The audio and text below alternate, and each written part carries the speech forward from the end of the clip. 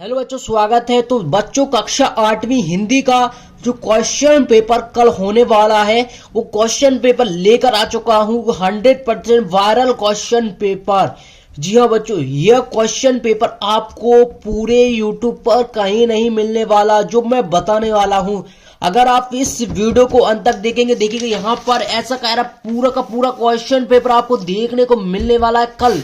तो देखिएगा, इसके अलावा आपको ये वीडियो और कहीं यूट्यूब पर देखने को नहीं मिलेगी, सबसे पहले इसी चैनल पर अपलोड हो रही है। देखिएगा, इस वीडियो में हम आपको जो कक्षा 8वीं के जितने भी प्रश्न आने वाले हैं वो हम आपको बताने वाले हैं, साथ में उनका सॉल्यूशन, संपूर्ण सॉल्यूशन के साथ बताने वाले हैं। अगर बच्चा इस वीडियो को अंत तक देखते हैं और बताए गए इन प्रश्नों को याद करते हैं, देखिएगा इस बार यहाँ पर क्या हो रहा है, आपके जिले वाइज जिले क्वेश्चन पेपर बनाए जा रहे हैं। तो इसलिए हमने यहाँ पर 2 क्वेश्चन पेपर सेट किए हैं। यहाँ पर एक हमें मिल चुका है और दूसरा हमारे पास ये है। यहाँ पर आप लोग देख पाओगे ये क्वेश्चन पेपर यहाँ पर दिया हुआ है, दूसरा क्वेश्चन पेपर है ये। ठीक है, आपके सामने यहाँ पर दिखाई दे रहा है। तो फटाफट से आप इस वीडियो को बच्चों क्या कर दीजिएगा, अपने दोस्तों में शेयर कर दीजिएगा और वीडियो को लाइक कर दीजिएगा। अभी तक चैनल को सब्सक्राइब नहीं किया तो सबसे पहले चैनल को सब्सक्राइब कर दीजिएगा। तो चलिए स्टार्ट करते हैं इस वीडियो को। एक एक क्वेश्चन से बच्चों याद करना है। एक भी क्वेश्चन अगर आप यहाँ पर छोड़ते हो तो आप कहेंगे कि सर यही क्या, यही क्वेश्चन देखने को मिले थे। इसके अलावा बच्चों आपको क्या करना है, देखिएगा सुबह आपका पेपर है 9 बजे, तो आपको 8:40 तक जो हमारा टेलीग्राम चैनल है उसको ज्वाइन करके रखना है। वहां पर बहुत सारे क्वेश्चंस आपको देखने को मिल जाएंगे, जैसे कि हमने पिछले साल भी आपको बताए थे।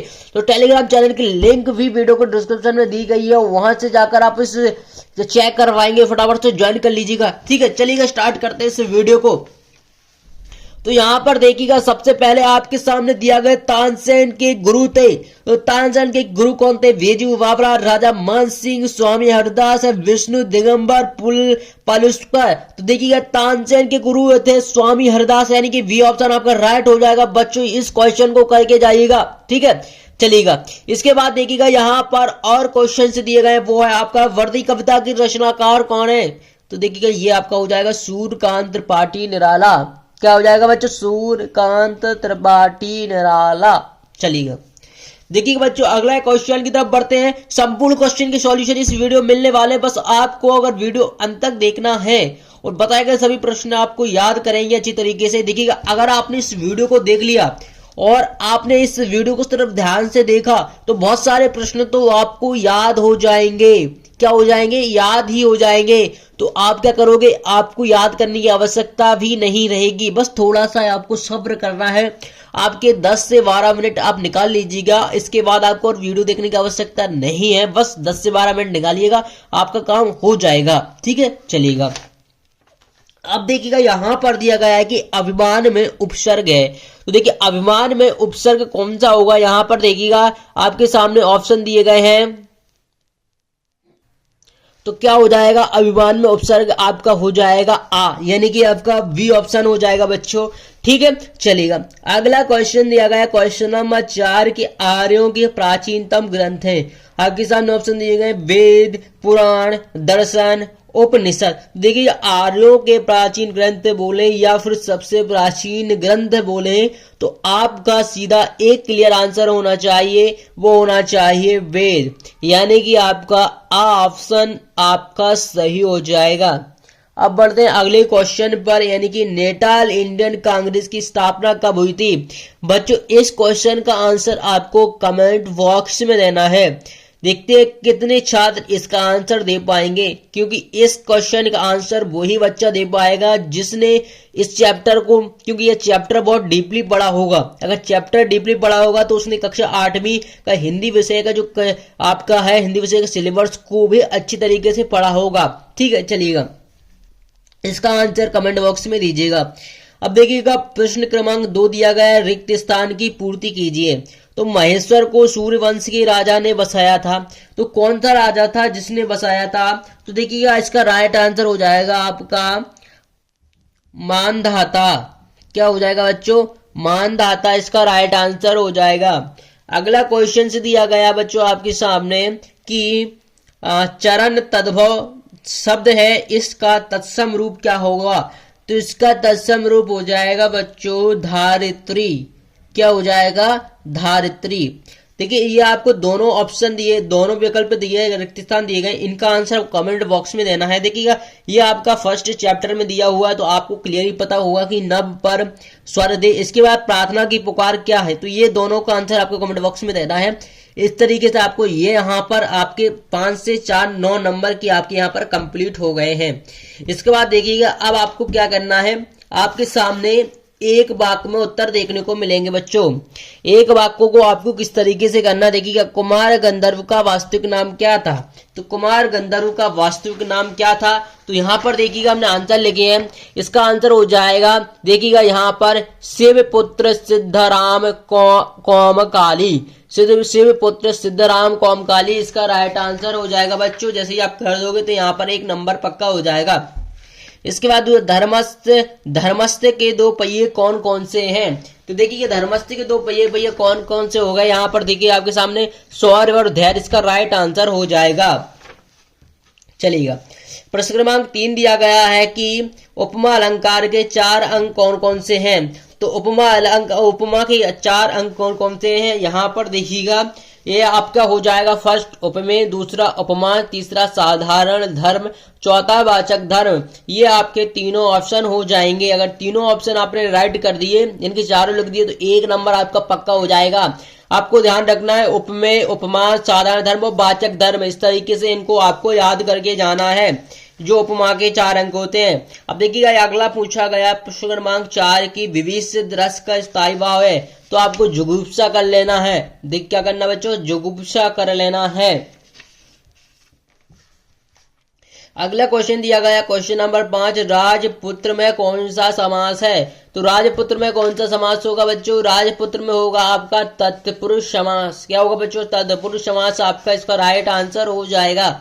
अगला क्वेश्चन दिया गया सूक्ष्म ध्यान किसे कहते हैं, तो देखिए बच्चों सूक्ष्म ध्यान किसे कहते हैं, आपको इसका क्वेश्चन लिखना है। देखिएगा मुद्रा का अनुष्ठान करते हुए कुंडली का ध्यान करें, इस प्रकार के ध्यान को सूक्ष्म ध्यान कहते हैं। तो बच्चों इस तरीके से हमने अभी क्या किया है कि जो सही विकल्प रिक्त स्थान थे उनके आंसर देख लिए हैं। अगर टॉप करना है तो इस वीडियो में बताएगा प्रश्नों को याद करना होगा।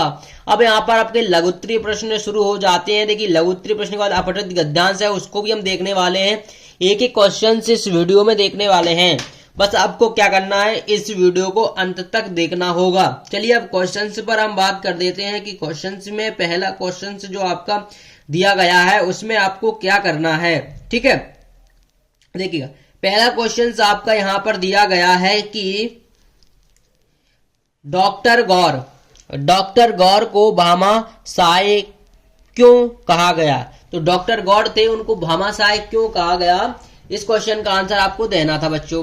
ठीक है, तो इसका आंसर आपको इस तरीके से लिख लेना है। देखिएगा यहाँ पर आपके सामने दिया हुआ है। देखिएगा गौर को भामाशाह इसलिए कहा जाता था क्योंकि जिस तरह भामाशाह ने महाराणा प्रताप की सहायता के लिए बिना संकोच किए अपनी सारी धन संपत्ति खुशी खुशी सौंप दी, उसी प्रकार भारत माँ की लाडली सपूत डॉक्टर हरि सिंह गौर ने अपने परिश्रम से अर्जित किया धन मध्य प्रदेश में सागर विश्वविद्यालय की स्थापना के लिए सहर्ष प्रदान कर दिया। तो बच्चों इस क्वेश्चन का आंसर आपको इस तरीके से लिखना है। अगर आप इनको एक बार सुन भी लोगे और आपको क्या हो जाएगा, सुनने के बाद क्या होगा, आप बिल्कुल अच्छी तरीके से इस क्वेश्चन को आपको पता चल पाएगा कि क्या कुछ लिखना है। अगला क्वेश्चन दिया है प्रश्न क्रमांक 2 की उपकार मानने वाला वाक्यांश के लिए एक शब्द लिखना है। तो यहाँ पर आपको एक शब्द लिखना है और कुछ नहीं करना है। तो उपकार मानने वाले को हम क्या कहते हैं, यहाँ पर हम आपको बता देते हैं। उपकार मानने वाले को हम कृतज्ञ कहते हैं। आपको सिर्फ यहाँ पर कृतज्ञ लिख देना और इसके अलावा और कुछ भी लिखने की आवश्यकता आपको नहीं होगी। अगले क्वेश्चन तरफ बढ़ते हैं। आंखों का तारा मुहावरे का प्रयोग करते हुए वाक्य लिखिए। देखिएगा आपको इस मुहावरे का वाक्य प्रयोग करना है। तो देखिएगा मैं यहाँ पर आपको बता देते हैं वाक्य प्रयोग। देखिएगा इस तरीके से आपको कर लेना है कि देखिए आंख का तारा होने का अर्थ है बहुत प्रिय होना। अब इसमें क्या करना है, आपको वाक्य करना है। तो देखिए यहाँ पर इसका हो जाएगा बहुत प्रिय होना। चंदन अपनी माँ के आंखों का तारा है। तो इस तरीके से आपको ये लिख लेना है और इसमें आपको और दिख रहा है वो आपको नहीं लिखना है। सिर्फ आपको क्या करना, आंख का तारा का अर्थ है बहुत प्रिय होना। और यहाँ पर पूछा गया था वाक्यांश के लिए वो क्या लिखा था कि एक वाक्य का प्रयोग करना है। तो वाक्य का प्रयोग आपको यहाँ पर लिखना, बहुत प्रिय होना चंदन अपनी माँ के लिए आंख का तारा था। बच्चों इस तरीके से आपको इसका आंसर याद कर लेना है। चलिएगा अगला क्वेश्चन है, देखिए परोपकार शब्द का संधि विच्छेद कीजिएगा। तो देखिएगा परोपकार का आपको संधि विच्छेद करना है। तो देखिए इसका भी हम संधि विच्छेद कर देते हैं, किस तरीके से आपको परोपकार का संधि विच्छेद करना है। देखिएगा परोपकार का संधि विच्छेद आपको हो जाएगा पर प्लस उपकार। तो देखिए इसका देखिए आपको संधि विच्छेद इस तरीके से करना है, पर प्लस उपकार, इसका संधि विच्छेद हो जाएगा। इसके अलावा आपको कुछ नहीं करना है, ठीक है। इसमें संधि पूछा नहीं कि कौन सी संधि है, लेकिन विच्छेद करने को पूछा था तो हमने कर दिया है, ठीक है। अगला क्वेश्चन दिया गया है, तो ता प्रत्यय लगाकर एक शब्द बनाइएगा। तो बिल्कुल बनाएंगे, एक शब्द नहीं, हम आपको 2-3 शब्द बना के बताएंगे ताकि आप लोग क्या करेंगे। देखिए ता शब्द ता प्रत्यय से शब्द है। तो देखिए प्राचीनता लिख दीजिएगा, महानता लिख दीजिएगा, अराजकता लिख दीजिएगा, या फिर कठोरता लिख दीजिएगा। तो यह आपको ध्यान रखना है कि वो लास्ट में आपको ता लगाना है। कोई भी लिख सकते हैं आप, इसमें कोई बात नहीं है, आप अपने हिसाब से भी लिख सकते हैं, लेकिन ता होना चाहिए, लेकिन शब्द सही होना चाहिए। बस आपका यहाँ पर 1 नंबर पक्का हो जाएगा, ठीक है। आप देखिए छंद किसे कहते हैं, इस क्वेश्चन को तो आपको याद ही होगा, आप लोग याद ही भी करते हैं कि छंद किसे कहते हैं। देखिए इसे बता देते हैं छंद किसे कहते हैं। देखिएगा यहाँ पर आप लोगों को क्या करना होगा, देखिए वाक्य में प्रयुक्त अक्षरों की संख्या एवं क्रम, मात्रा, गणना तथा यति गति से संबंध विशिष्ट नियमों से नियोजित पद रचना छंद कहलाती है। तो इस तरीके से आपको इस क्वेश्चन का आंसर लिख देना है, ठीक है बच्चों। चलिए अब देखिए यहाँ पर अपठित गद्यांश आपका शुरू हो जाता है। यहाँ पर इसमें से आपको 2 क्वेश्चन पूछे गए हैं। पहला क्वेश्चन पूछा गया है गद्यांश का उचित शीर्षक लिखिएगा, इसके बाद स्वावलंबी बनने से क्या लाभ है। तो यहाँ पर देखिए इसका उचित शीर्षक हो जाएगा आपका स्वावलंबी, ठीक है। विद्यार्थी स्वावलंबी, आपके स्वावलंबी इसका हो जाएगा। स्वावलंबी बनने से क्या लाभ है, तो देखिए स्वावलंबी बनने से यहाँ पर आपको इसको पढ़ोगे तो देखिए आज के विद्यार्थी का स्वावलंबी बनना चाहिए, इसी के बल पर निर्धनता के अभिशाप से बचकर अपनी शिक्षा को पूर्ण कर सकते हैं। तो आपको यही लिख देना है कि स्वावलंबी बनने से बच्चा क्या होता है, अपनी शिक्षा को पूर्ण कर सकता है, और क्या हो सकता है, अधिक धनवान भी बन सकता है। अधिकांश धनवान बच्चे इस गुण से वंचित रहते हैं, जो भी बच्चे इस गुण से वंचित रहता है वो क्या होता है, वो स्वावलंबी नहीं होता है। तो स्वावलंबी बनने के लाभ यहाँ पर आपको दिखाए गए हैं, ठीक है। चलिए हम इसका क्लियर आंसर देखना है तो आपको गूगल पर सर्च कर देना है एसके टीच, वहां पर आपको देखने को मिल जाएगा, ठीक है। चलिएगा इसके बाद देखिएगा हमारा अगला क्वेश्चन दिया गया है, क्वेश्चन नंबर 5, डॉक्टर चंद्रा सामान्य जनों से किन किन बातों से भिन्न थी। देखिए हम इसका आंसर भी देख लेते हैं कि किन किन बातों से भिन्न थी, ठीक है। आपको एक एक क्वेश्चन का हम सॉल्यूशन देते जा रहे हैं, तो वीडियो को फटाफट से लाइक कर दीजिएगा। तो यहाँ पर इसका आंसर आपको कुछ इस तरीके से लिख लेना है कि लेखिका ने डॉक्टर चंद्रा को अनेक बातों से भिन्न पाया। लेखिका ने देखा कि डॉक्टर चंद्रा सामान्य जन से अनेक बातों में भिन्न थी। वह एक असामान्य रोग से पीड़ित थी और शारीरिक रूप से अक्षम थी, ठीक है। उनके शरीर का निचला हिस्सा निर्जीव था, इस कारण वह अपने पैरों पर चल फिर नहीं सकती थी और वह व्हील चेयर की सहायता से इधर उधर जाती थी। तो इस तरीके से बच्चों आपको क्वेश्चन नंबर 5 का आंसर आपको याद कर लेना है। बच्चों एक एक प्रश्न याद करना, अगर टॉप करना चाहते हो तो आप इन प्रश्नों को याद अवश्य करिएगा। इसके अथवा में दिया गया, लेकिन इसे हमने कर लिया। लेकिन इसके बाद प्रश्न क्रमांक 6 दिया गया है कि मीरा की भक्ति भावना पर अपने विचार लिखना है। तो बिल्कुल हम अपने विचार लिख देंगे, कोई बात नहीं, ऐसी कोई बात नहीं, आप हम विचार भी लिखेंगे। देखिएगा यहाँ पर दिया गया है कि देखिए मीरा की भक्ति भावना माधुर्य भाव की रही है, क्या रही है, माधुर्य भाव की रही है। आध्यात्मिक दृष्टि से वो कृष्ण को अपना पति मानती है। मीरा अपने कृष्ण प्रेम की दीवानी थी। तो बच्चों इस तरीके से आपको इसका आंसर लिख लेना है। अब अगले क्वेश्चन की तरफ बढ़ते हैं। अगला क्वेश्चन दिया गया है भ्रामरी प्राणायाम करने की विधि के लिए। चलिए हम ये भी देख लेते हैं इसकी प्राणायाम करने की विधि क्या है।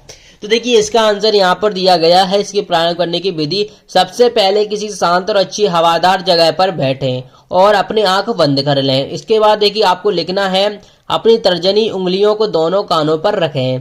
इसके बाद आपको लिखना है अपना मुंह बंद रखते हुए नाक से ही सांस लें और छोड़ें। सांस छोड़ने के दौरान ऊ का उच्चारण भी कर सकते हैं। इस प्रक्रिया को 5 से 7 बार आपको क्या करना बच्चों, दोहराना है। तो इस तरीके से हमने इन क्वेश्चनों के आंसर यहाँ पर देख लिए हैं। देखिए इसके बाद आपका आता है प्रश्न क्रमांक 8 कि अपने पिताजी को पत्र लिखिए जिसमें अपनी पढ़ाई की जानकारी दी गई हो। तो देखिएगा यहाँ पर हम पत्र लिखते हैं, तो यहाँ पर सबसे पहले आप अपना पता लिखेंगे। इस तरीके से हमने पता लिखा। इसके बाद आदरणीय पिताजी, साधारण चरण स्पर्श। इसके बाद आपको लिखना है यहाँ पर मैं सकुशल हूँ, सकुशल हूँ, आशा भी पूरी, आप भी पूरी तरह कुशल होंगे। मेरी परीक्षा निकट आ रही है, मैं समय से अध्ययन में जुट गया था, अतः सभी विषयों की तैयारी अच्छी तरह से हो गई थी। थोड़ी सी घटनाएं विज्ञान की तैयारी में हुई थी, किंतु मैंने पुस्तकालय से पुस्तक लेकर अपना कार्य पूर्ण कर लिया है। अब मुझे विशेष चिंता नहीं है।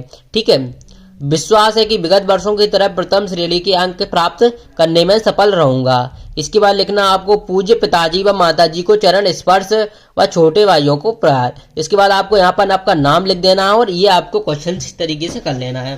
ठीक है बच्चों, इसके बाद देखिएगा आपको कुछ नहीं करना है। इसके बाद देखिए यहाँ पर आपके सामने एक गद्यांश संदर्भ प्रसंग व्याख्या दिया गया है। इसका आंसर देखिएगा आपको कहाँ मिल जाएगा।